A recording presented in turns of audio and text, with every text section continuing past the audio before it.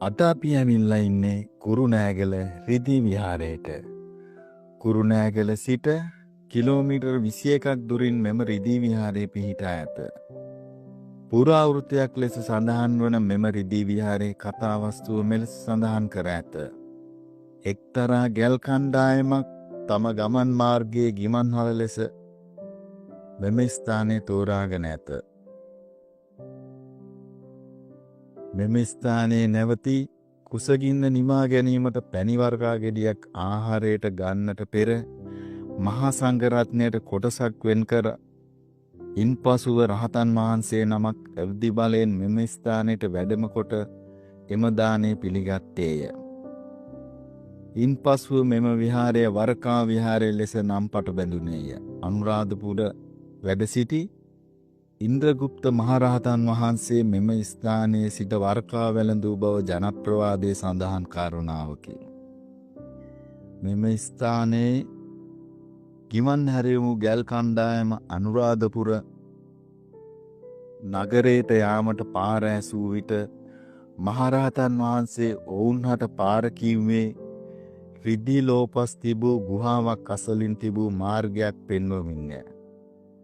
එවිට එම ගැල් කණ්ඩායමේ සිටි එක් වෙළෙන්දෙක් මෙහි තිබූ රිදී කැබැල්ලක් ගෙන ගොස් දුටුගැමුණු රජුහට ලබා දුන්නේය.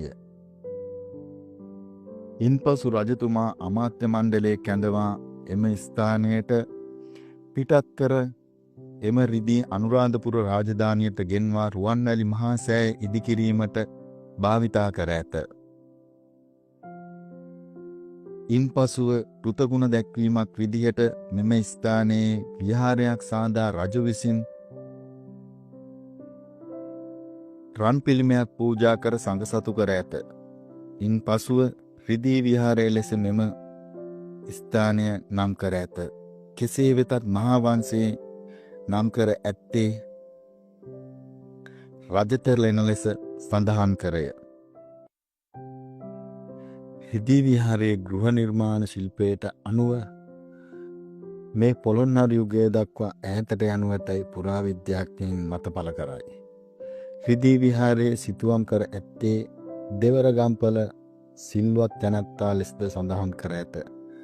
අනින් නිම වූ බුදු පිළිමයට අමතරව මෙම විහාරයේ තවත් නිර්මාණ කර ඇති සැතපෙන බුද්ධ ප්‍රතිමාවට අමතරව මෛත්‍රී බෝධිසත්වයන්ගේ ප්‍රතිමාව හා පසේ බුදුවරු හා ආනන්ද මහරහතන් වහන්සේගේ ප්‍රතිමාවද අපට දකින්නට පුළුවන්. විශේෂම කාරණාව වන්නේ දහසක් මහා බුදුවරු සිත්තම් හා මාර පරාජය කිරීමද සිතුවම් දකින්නට පුළුවන්.